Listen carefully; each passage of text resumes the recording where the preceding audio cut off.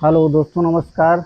दोस्तों, मेरा नाम है आदिश कुमार और मैं आपके लिए ज्ञान से लेकर रिलेटेड वीडियो बनाता हूं इस चैनल पे। तो दोस्तों, आप सबसे हमारी प्रार्थना ये रहेगी कि दोस्तों, अगर आप हमारे इस चैनल पे नए हैं दोस्तों, तो हमारे चैनल को सब्सक्राइब करिए और लाइक करिए, शेयर करिए और बेल आइकन ज़रूर दबा लीजिए ताकि आने वाली वीडियो हमारी आप तक सबसे पहले पहुँचे। दोस्तों, आज आपको एक ऐसी कहानी सुना रहा हूँ, एक ऐसी विषय पे चर्चा करने वाला हूँ।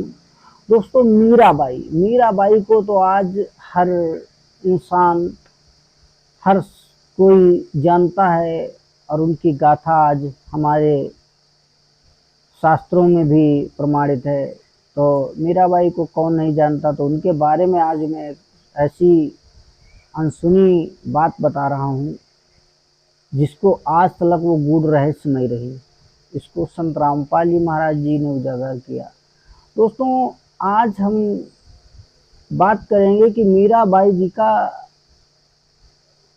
आत्म कल्याण कैसे हुआ। क्या वो श्री कृष्ण जी की भक्ति कर रही थी, उससे उनका आत्म कल्याण हुआ, या और कोई परमात्मा मिला, या और कोई सत्संग मिला उन्हें, उससे उनका आत्म कल्याण हुआ। तो दोस्तों, हमारे वीडियो में बने रहिए, मैं आपको बताने वाला हूँ। दोस्तों, मीराबाई बचपन में क्या ऐसा कहीं डेथ होते देखती थी तो बड़ा वो रोती थी, बड़ा बिलखती थी। कहती थी कि अरे, यहाँ तो सभी मर जाते हैं। तो उसके बाद में वो खेल खेल में अपनी माँ से बोली कि माँ, मुझे मेरा शादी करवा दीजिए। जब शादी करवाने को कहती थी अपनी माँ से, तो माँ बोली कि बेटी, आप जब है जवान, आप युवा हो जाएंगी, फिर आपकी शादी होगी। तो वो जिद करने लगी अपनी माँ से। तो माँ ने क्या किया, श्री कृष्ण जी की फोटो उठा के उनको मूर्ति दे दी। बोली, ये तेरा दूल्हा है। अब उन श्री कृष्ण जी की मूर्ति को अपना पति मानने लगी और इतना उनको प्यार करने लगी, हद से ज्यादा। जब उन्हें धीरे धीरे धीरे धीरे उनके बारे में पता चला कि ये भगवान है, तब वो युवा हो रही थी धीरे धीरे। तब उनकी माँ ने बोली कि बेटी, अब आपकी शादी होगी। तो अपनी माँ से बोलती हैं मीराबाई कि नहीं, मीराबाई बोलती हैं कि नहीं, हमारी तो शादी हो चुकी है। बोली, बेटी, वो तुम्हारे पति नहीं हैं। बोली, नहीं, वही हमारे पति हैं। तो दोस्तों, अब वहां पर सबसे बड़ी बात ये आई कि जब उन्होंने ये कहा कि यहाँ पर मैं देख रहा हूँ कि हर कोई मर रहा है, मर जाता है, तो मैं विधवा बनकर जीवन को नहीं गुजारना चाहती। मेरा पति जो मिला है मुझे, इसकी कभी मृत्यु नहीं होती है, ये कभी नहीं मरेगा। तो दोस्तों, वहां पर मीराबाई जी वो मना कर देती हैं शादी को। जब शादी को मना कर देती हैं, फिर दोस्तों क्या होता है, वो इतना उनमें आदृढ़ हो जाती हैं। तो होता क्या है, अब लोक लाज आने के बाद में मीरा जी पर प्रेशर होने लगा, शादी कीजिए। पर उन्हें श्री कृष्ण जी में इतना प्रेम हो गया था, उनकी इतनी लव लीन में, भक्ति में लीन हो गई थी। तो दोस्तों, जब वो लीन हो गई थी,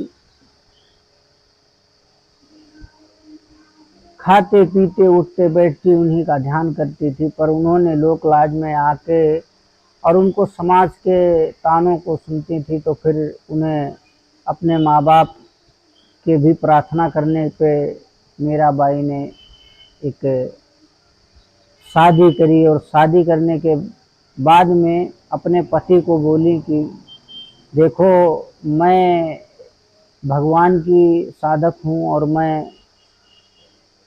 मुझे आप शादी कर रही हूँ, मैं आपसे कहीं रोक टोकना नहीं है।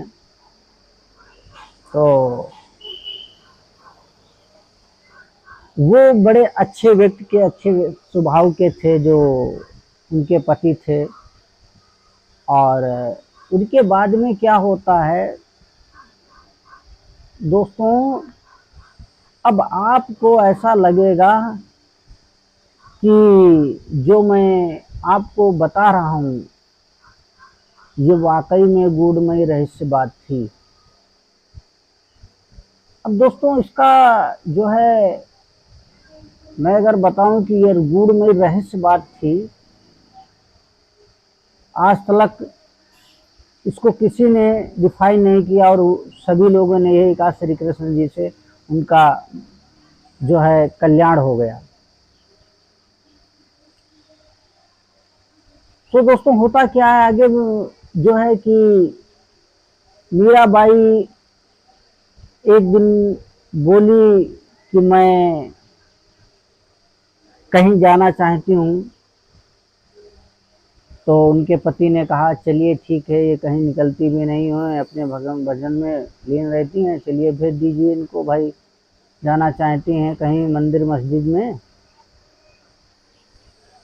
तो दोस्तों वो जा रही थी,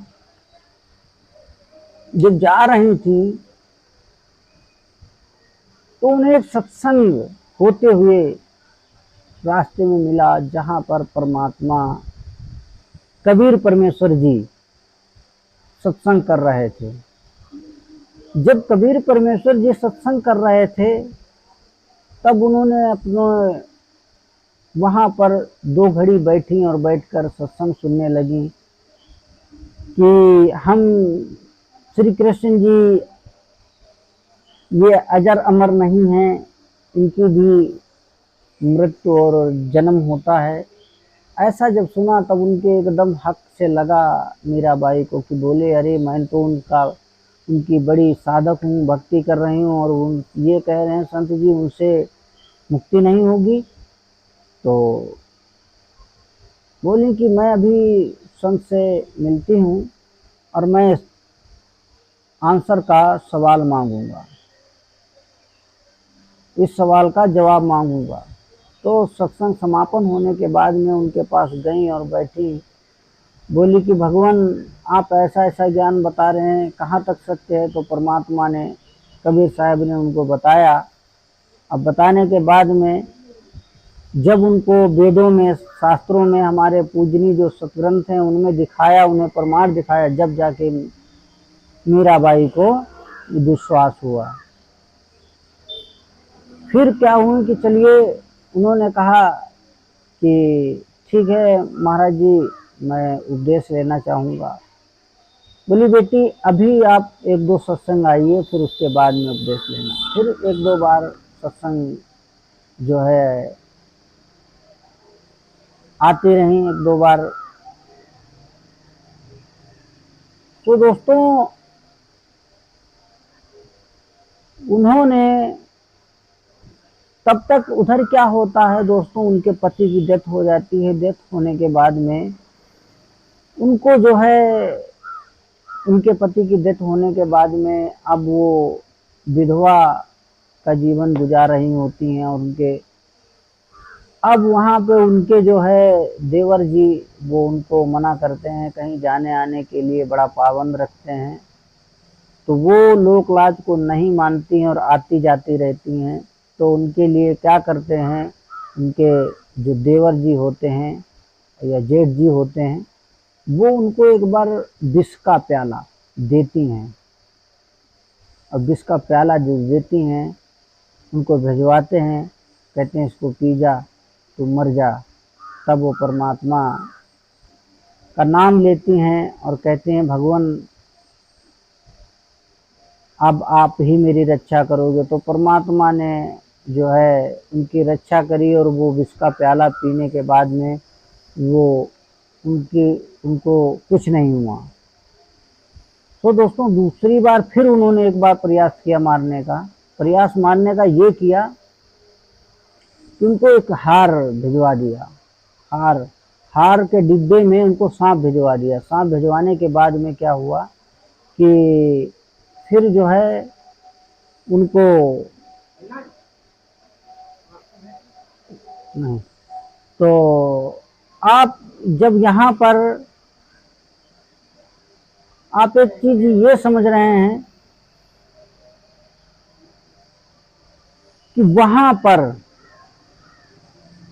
ऐसा हुआ कि जब उसमें से देखती हैं डिब्बा खोल कर तो उसमें सरफ निकलता है, और सरफ जो है सरफ न होके वो बदल जाता है हार में।